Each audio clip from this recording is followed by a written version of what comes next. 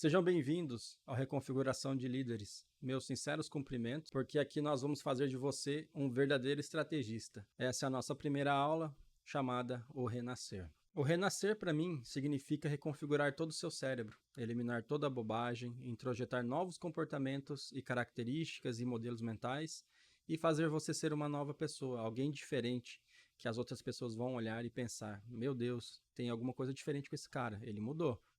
Alguns de vocês acertam mais do que erram, né? Outros erram mais do que acertam, né? Todavia, eu quero maximizar os acertos de vocês, as porcentagens de vitórias de vocês. Quem acerta 30% vai começar a acertar 60%, quem acerta 60% vai começar a acertar 90%. Nunca é possível ganhar 100% dos casos, mas sempre é possível aproveitar as oportunidades. Sempre é possível ganhar mais, sempre é possível melhorar como ser humano, e é isso que vamos ver aqui no decorrer desse curso. Nós vamos renascer. Ok, pessoal? Quem renascer vai comandar o próprio destino. Isso significa que você vai escolher o que você quer para a sua vida e vai conseguir manter isso na sua própria vida, na sua própria existência. Aliás, isso é o mínimo, né? Você escolhe uma característica que gostaria de ter, você escolhe algo que gostaria de ter e obter. Vamos ser honestos, isso é a vida de verdade. Quando a vida acontece de acordo com o que a gente gostaria que fosse, quando a vida está nas nossas mãos e possuímos o controle, isso é vida. Quando a nossa existência está nas mãos dos outros, da aprovação social ou do nosso vício cerebral, isso não é vida. Quem aqui tem uma característica ruim, como falar demais ou ser tímido demais, vocês meio que são escravos das próprias redes neurais ou dos outros. Isso, honestamente, não é vida. Eu quero que vocês adquiram alguns comportamentos, algumas habilidades para que mudem. Vou ensinar como o cérebro de vocês realmente funciona aqui. Depois vamos aprender a fazer a modelagem de personagens e pessoas, né, com a PNL. Vamos passar por ensaios mentais, alinhamento de MCP e a terapia cognitivo-comportamental, que é o TCC. No universo em que estamos inseridos, é um sistema dentro de sistema. Por exemplo, há uma galáxia, dentro dela há um sistema solar, dentro deste há o planeta Terra. O planeta está dividido em continentes, em países, estados, municípios, bairros, ruas e casas. Cada família tem o seu próprio sistema, sua própria cultura, e dentro dessa família há indivíduos, órgãos, sistemas dentro deles. Se formos reduzidos em algum momento, chegaremos ao sistema cerebral, que é esse que precisamos hackear. Todos nós, querendo ou não, estamos submissos à lei do cérebro. Se nós não dominarmos o nosso cérebro, ele nos domina e ponto final. Não existe discussão com isso, entendeu? Não existe, mas eu acho que, mas vamos ver. Não. Ou você domina o seu cérebro ou será dominado por ele. E o pior, você será dominado por pessoas que sabem como dominar o seu cérebro. Se eu fosse uma pessoa má, instalaria um monte de coisa na sua cabeça sem você perceber. E há muitos sujeitos fazendo isso. O que eu vou fazer é libertar você, tanto dos seus próprios vícios inatos, daquelas coisas chulas que vêm de fábrica no seu cérebro, quanto das coisas ruins que colocaram na sua cabeça durante a sua infância, adolescência, seja pela televisão e etc. Você vai começar a comandar a sua própria existência. Eu preciso que você anote aqui 5 coisinhas: redes neurais, automatização de comportamentos, modo automático, importância da meditação e um pouco todo dia é melhor do que muito. Coloque entre parênteses Kaizen. Você precisa entender, em primeiro lugar, o que são redes neurais. O seu cérebro tem tem um sistema dentro dele. Encontramos várias partes no cérebro. Tem uma parte que é completamente inconsciente e só meditadores muito profundos conseguem acessar. Essa parte está cuidando da sua respiração, dos seus batimentos cardíacos, da sua insulina, do seu sangue, dos seus glóbulos vermelhos, do seu sistema central, do seu sistema de defesa do organismo, por exemplo. Você não precisa mandar o seu sistema de defesa ir lá matar um vírus que está dentro do seu corpo. O seu próprio corpo identifica sozinho. Esse é um corpo indesejado, um vírus, um inimigo, e nós vamos lá lutar contra ele. Beleza. É a coisa mais natural do mundo. O seu coração bate de forma sincronizada e harmônica. Quando você fica nervoso, ele acelera. Quando você está calmo, ele diminui. Quando você está fazendo exercício físico, ele acelera. Em certas ocasiões, ele bate mais devagar. Tudo isso você nem controla, está no seu inconsciente, acontecendo em outra parte do seu cérebro, tudo no automático. Agora, tem algumas coisas que você pode interferir. Por exemplo, na sua respiração. Você pode escolher o ritmo da sua respiração, até ela voltar ao automático, para outra parte do seu cérebro. Enfim, pessoal, as redes neurais que controlamos estão relacionadas às nossas habilidades. Por exemplo, você aprende a dirigir um carro, aprende a escrever textos, aprende a ler livros, aprende a ganhar dinheiro, a persuadir pessoas, a lutar boxe e a andar de bicicleta. Tudo isso envolve redes neurais. A construção de circuitos neurais fortes faz com que você desempenhe melhor um tipo de função, seja lutar contra alguém em uma luta de boxe, seja andar de bicicleta ou escrever um texto. Quanto mais vezes você fizer essas coisas, mais reforça as suas redes neurais, responsáveis por essa habilidade dentro do seu cérebro. Então, o segredo para dominar qualquer habilidade é a repetição. Quanto mais você faz, mais você fortalece as redes neurais. Existe um estudo que fala sobre a regra dos 10.000. Das 10.000 horas, aliás. Foram observar os maiores gênios da humanidade e todos eles tinham treinado ao longo da sua vida mais de 10.000 horas, quando produziram suas grandes obras. Isso significa basicamente o seguinte: quanto mais você faz, mais fortalece as regiões neurais responsáveis pela habilidade. E quanto mais fortalecidas essas regiões, melhor você desempenha aquela atividade ou aquela habilidade. Isso podemos verificar em atletas profissionais. Se você deseja ser um boxeador ou um jogador de xadrez profissional, tem que treinar muito, muitas vezes, prestar atenção nos seus erros, corrigir seus erros e etc.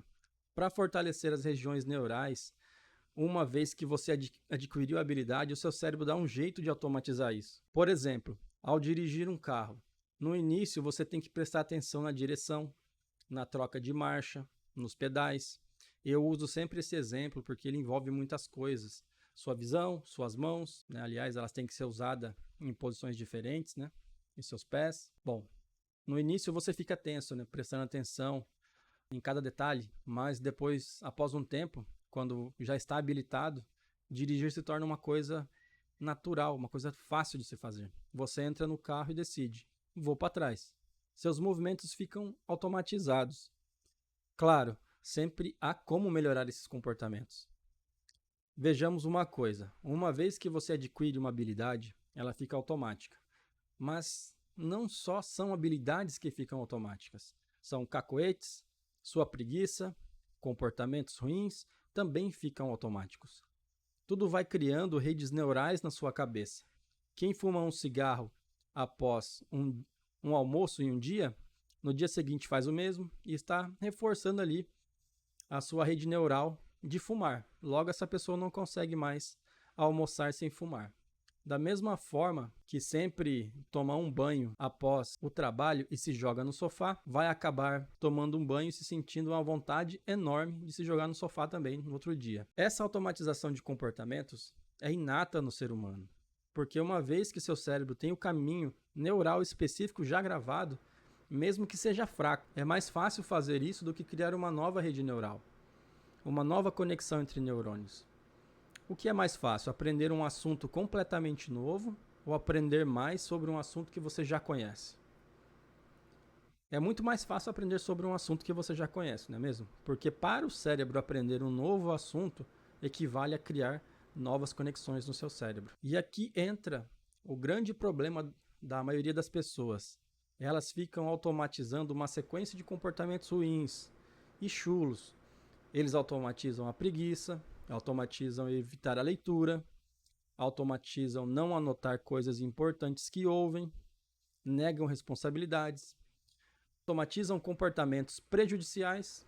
Eu preciso que você lute contra esse instinto Não vai adiantar ler um livro ou fazer um curso se você não dominar isso, porque o caminho mais fácil sempre será o caminho da preguiça. Aquele caminho que já construímos com redes neurais, as coisas chulas que vemos, ouvimos, falamos, propagamos.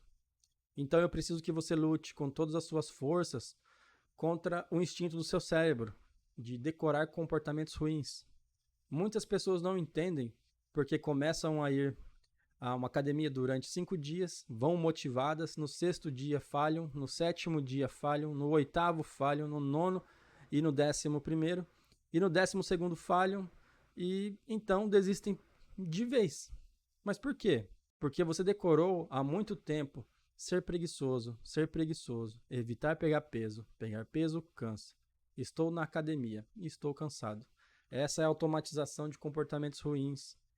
E é o próprio inferno para você. Porque os maiores empresários do planeta, os maiores cientistas, os grandes nomes do mundo dizem: cuidado, se você estiver numa zona de conforto, provavelmente você vai se dar mal.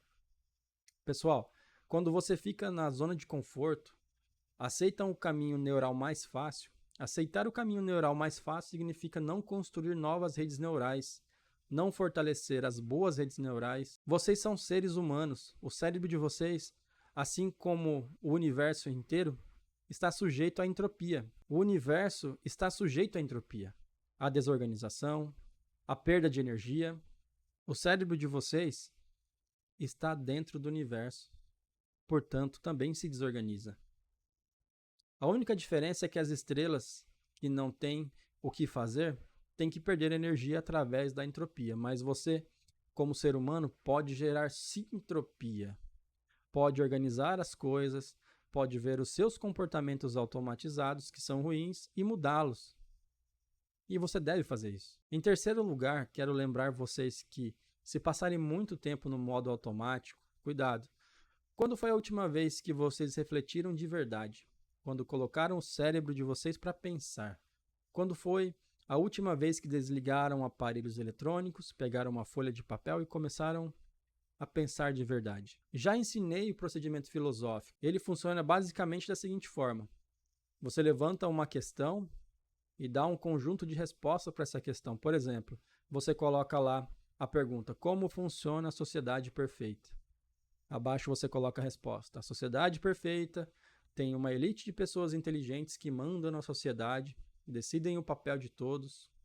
Aí embaixo dessa resposta você pensa e reflete: mas se houvesse uma elite que mandasse em todo mundo, essa elite não iria propagar o poder e colocar os próprios filhos para mandar nos outros? Porque a natureza humana é duvidosa. E assim você vai indo de raciocínio em raciocínio, respondendo, até que chega em um momento em que fica insustentável a primeira forma de responder a pergunta. Então você vai para outra forma de responder a questão.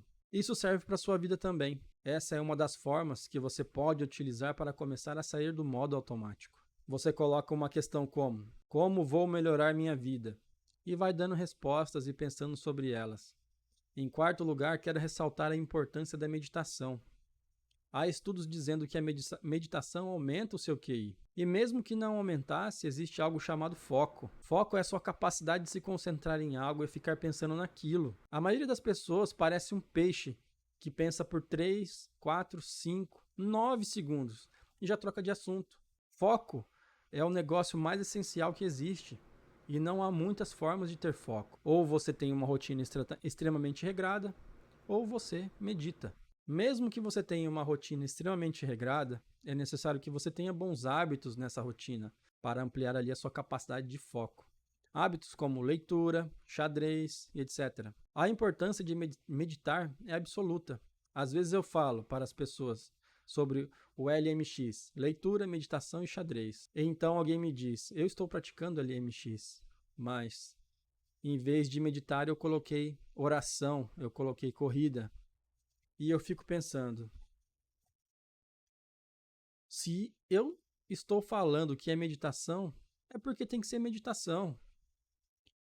A importância colossal da meditação é que você desenvolve foco, desenvolve o poder de presença, desenvolve a capacidade de voltar para o momento presente. Não pode haver negociação com a meditação. Todos devem meditar.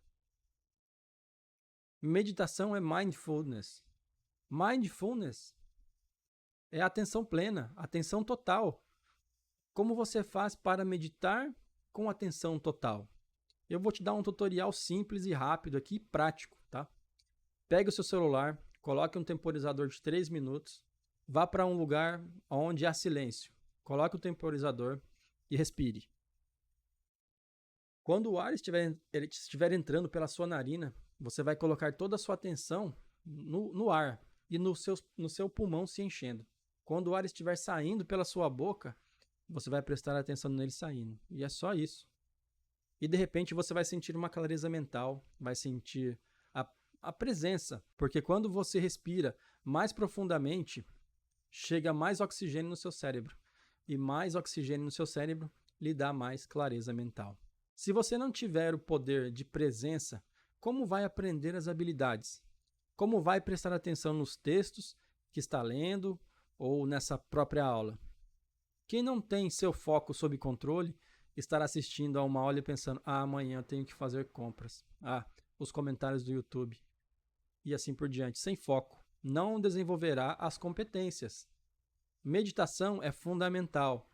E ponto final. É inegociável. O quinto ponto aqui é o seguinte. A habilidade que você quiser melhorar, você deve praticar todos os dias, um pouquinho. Sem exagero. Sem se esforçar muito, todos os dias um pouquinho. É a filosofia Kaizen. A filosofia Kaizen diz exatamente isso. Se você quiser começar a correr uma maratona de 100 km, você começa correndo 50 metros. Acostume-se com 50 metros, depois 250, 1 km, 10 km e, por fim, 100 km. Por que isso? Não só por causa das suas condições biológicas. O nosso organismo vai se acostumando de acordo com os estímulos. Uma pessoa que nunca lê um livro, se começar a ler por 5 horas seguidas, ela terá um colapso. Mas se essa pessoa começar lendo 10, 20, 50, 100, logo ela vai conseguir ler por 3, 4, 5 horas, se for de sua capacidade e vontade. Nosso corpo tem esse hiato, esse espaço de tempo entre quem somos em nós, em competências e habilidades, e o treinamento que nos torna quem podemos ser. Muito se fala na nossa era sobre o burnout, que é o esgotamento emocional, por se esforçar demais. Isso absolutamente não existe, porque se existisse, não teríamos militares, presidentes de países que trabalham 24 horas por dia, empresários que trabalham 16 horas por dia, atletas. O que existe como burnout é pessoas sem habilidades e competências tentando agir como aquelas que possuem. Uma pessoa que nunca lê um livro, de repente começa a ler 5 horas por dia, ela vai colapsar. Uma pessoa sedentária com 120 quilos, quando deveria ter 80, e vai começar a treinar 3 vezes por dia e comer só algumas frutinhas, ela vai colapsar. Agora, quando você usa a metodologia Kaizen um pouco todos os dias, isso dá tempo para o seu organismo se adaptar e também para as suas redes neurais se estabelecerem. A própria força de vontade, pessoal, é construída. Ela não é motivação, não é disciplina. A disciplina é a construção das suas redes neurais fortes. Por isso, preciso que vocês façam um pouco todo dia. Mas fazer o que, Antônio? As próximas coisas que eu vou te ensinar. Ok, pessoal, venham aqui para a tela comigo. Vocês devem aprender esse conceito imediatamente, porque vão utilizá-lo pelo resto da vida. Celebridades utilizam, atletas de elite utilizam.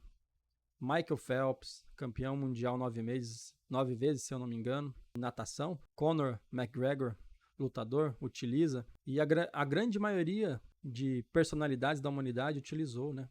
Que é o chamado ensaio mental. O ensaio mental é basicamente um treinamento que você faz dentro da sua mente. Há provas científicas disso. Um sujeito que fecha os olhos e se imagina fazendo algo tem mais chances de fortalecer regiões neurais e conseguir de fato realizar aquilo que está pensando. Eu vou dar um exemplo muito simples, né? Um rapaz, ele treina um soco. Ele treina em busca ali do soco perfeito. E ele está treinando com uma manopla, com alguém à sua frente segurando para ele dar um soco. Como que ele faz para aprender em metade do tempo a fazer o movimento perfeito? Ele grava dentro da sua cabeça o soco perfeito e se imagina com aquele movimento perfeito. Em metade do tempo, ele aprende a dar o soco perfeito. Isso acontece porque o nosso cérebro é muito mais fácil imitar alguém do que seguir instruções técnicas. Para aprender a andar de bicicleta, você observa alguém e tenta. Observa de novo e tenta. Até que, de repente, você começa a andar de bicicleta. Não é lendo livros que você aprende a andar de bicicleta, mas sim observando e modelando o comportamento de outras pessoas. As suas redes neurais começam a se reconfigurar e, de repente, você consegue andar de bicicleta. Inclusive, isso funciona também para idiomas. Muitas pessoas têm a falsa ilusão de que, ao ler um livro ou fazer um curso, aprenderão o idioma perfeitamente. Elas podem ter uma certa fluência, mas só aprenderão de verdade se estiverem imersas na cultura, se visitarem o país, se observarem as pessoas falando. Não há comparação entre alguém que passou 5 meses nos Estados Unidos, por exemplo, e alguém que estudou o idioma com um professor no Brasil. Se a imitação nos conduz à aquisição de habilidades, o ensaio mental, que é imaginar o ato, equivale à realidade para o nosso cérebro. O nosso cérebro não distingue muito bem entre o que vivemos de fato e o que imaginamos. Pesquisas mostram que pessoas que passam tempo tocando piano fisicamente e outras que apenas imaginam tocar, tiveram aumentos semelhantes na região do cérebro responsável por essa habilidade. Ou seja, imitar mentalmente reduz consideravelmente o tempo necessário para você adquirir aquela habilidade. Às vezes você pode ler 30 livros sobre comunicação e ainda não se comunicar perfeitamente. Mas se observar um grande comunicador e modelar o seu comportamento, pode resolver seu problema de comunicação em meia hora. O passo a passo para realizar um ensaio mental é fechar os olhos e se imaginar realizando a ação de forma perfeita. Em primeira pessoa, aliás, né? Primeira pessoa significa que você enxerga a cena como se estivesse lá, vendo com seus próprios olhos e não como um observador externo. Pessoas que simplesmente visualizam movimentos perfeitos em suas mentes acabam melhorando seu desempenho real. Se você quiser lidar com crises de forma calma, você deve se imaginar no meio de uma crise, permanecendo calmo. Isso lhe dará a competência cognitiva da calma. Se você deseja falar menos, porque fala demais, deve se imaginar em frente a uma pessoa com a boca fechada, escutando atentamente o que ela diz. Se você deseja não ter timidez, deve se imaginar diante de alguém, olhando diretamente nos olhos dela. Eu recomendo que todos os dias, durante 1 minuto, você faça esse ensaio mental. Anote isso em algum lugar para você lembrar. Todos os dias, faça um ensaio mental relacionado à habilidade que você deseja adquirir ou o comportamento que você deseja eliminar. Por que isso? Porque ao fazer isso todos os dias, o seu cérebro não saberá diferenciar o que é real do que é imaginado e começar a construir redes neurais fortes associando aquilo que você sempre está imaginando. Agora chegamos num conceito muito aguardado, que é o conceito de PNL, que é Programação Neurolinguística. Como que a gente modela, né? Modelagem, né, é imitar de forma precisa a característica de alguém que você deseja copiar. Se a pessoa tem uma boa retórica e fala pausadamente, você tentará fazer o mesmo, utilizando a velocidade de fala, os mesmos movimentos das mãos, os mesmos gestos. Você literalmente imita para roubar aquela habilidade. Eu, Antônio, já modelei muitas pessoas em vários aspectos. Modelei a forma de estudar de algumas pessoas, a forma de falar de outras. Sempre é uma objeção, mas se eu modelar alguém, isso não significa que vou perder minha autenticidade? Não, muito pelo contrário. Você vai atingir um grau máximo de autenticidade, porque você vai pegar características positivas da outra pessoa e eliminar as que você não gosta. Pegar outra característica de outra pessoa e assim por diante. De repente, você estará utilizando a sua autenticidade da melhor forma possível. Vou te dar um exemplo. Eu já modelei a comunicação de várias pessoas, como Bill Gates, Steve Jobs, Elon Musk, Leandro Carnal, Olavo de Carvalho e entre outros. Cada um deles tinha uma habilidade que eu queria incorporar. E o que aconteceu? As características que eu gostei ficaram em mim, e o resto, bye bye, sem apego. O que eu quero que você faça é uma lista de comportamentos que você gostaria de ter. Autoconfiança, olhar nos olhos das pessoas, ser mais comunicativo e etc. E uma outra lista de comportamentos que odeia em si mesmo e quer eliminar. Por exemplo, falar demais, ser inseguro, ser muito explosivo. Agora escolha 3 personagens ou pessoas que agem de acordo com as suas metas comportamentais. Se você não quer ser explosivo, pode modelar o comportamento de alguém calmo. Se você quer autoconfiança, pode modelar alguém confiante. E anote as características dessa pessoa, como falam, como se comportam, como pensam, e comece a refletir sobre as suas próprias ações. Eu agi assim nessa situação, mas fulano teria agido de outra forma. Com essa comparação, você cria a capacidade e a possibilidade de mudar. Existe um ensinamento antigo, que seja talvez egípcio ou persa, que diz que a consciência vem do contraste. Nós só sabemos que azul é azul porque existe o vermelho. Sabemos que algo é quente porque existe o frio. Ao ter essa comparação comportamental, você percebe que pode imitar outra pessoa para adquirir uma habilidade que antes parecia fora do seu alcance. Napoleon Hill, autor famoso, gostava de citar que ele tinha mentores em sua mente, e pedia conselhos a essas figuras históricas em momentos de crise. O autor contemporâneo Patrick Bet-David, em seu livro Suas Próximas 5 Jogadas, faz o mesmo. Ele criou um quadro mental com figuras históricas e quando está em momentos difíceis, imagina o que essas figuras fariam. O contraste cria essa possibilidade e com ela você tem várias opções de comportamento. Por isso é tão importante ficar modelando o comportamento de diferentes pessoas e figuras. Agora vamos para o conceito de alinhamento MCP, mente, corpo e palavra. Eu quero que todos aqui se comprometam comigo em alinhar a sua mente, seu corpo e suas palavras. Se sua mente visualizar algo, seu corpo foca de acordo com o que você está pensando. Se suas palavras não traem a visão do que você teve, pode ter certeza que você vai conquistar o que você quer. Todo detalhe, toda crise, todo obstáculo não é intransponível. Nós conseguimos contornar os obstáculos. Conor McGregor tem uma frase que diz: se você consegue ver isso aqui e tem coragem o suficiente para falar, vai acontecer. Eu quero que todos os dias, alinhem a mente, o corpo e as palavras com a mentalidade de um estrategista, sempre pensando 5 passos à frente, pensando nas próximas jogadas. Sem esse comprometimento, MCP, vocês estarão perdendo tempo e dinheiro. O objetivo aqui é transformar vocês, fazer com que vocês renasçam. Então é fundamental que haja esse alinhamento MCP.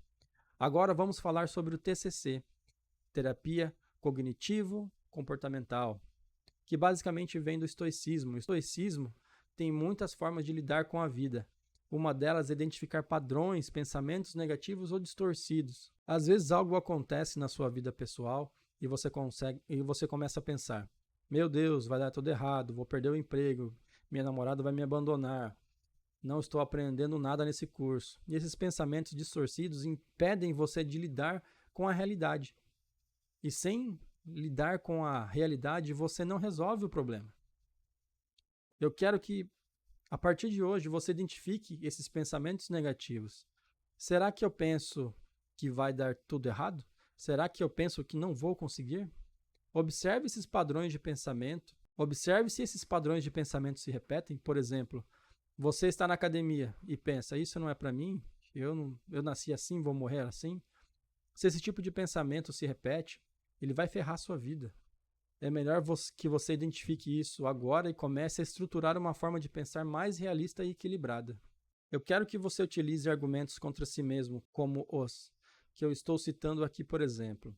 Para construir autodisciplina, é necessário tempo, porque todas as redes neurais têm que se configurar.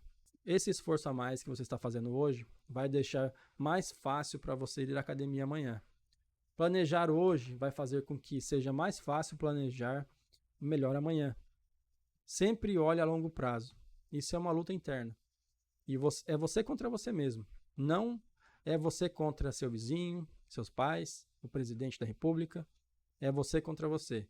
Ninguém pode te machucar a não ser você mesmo.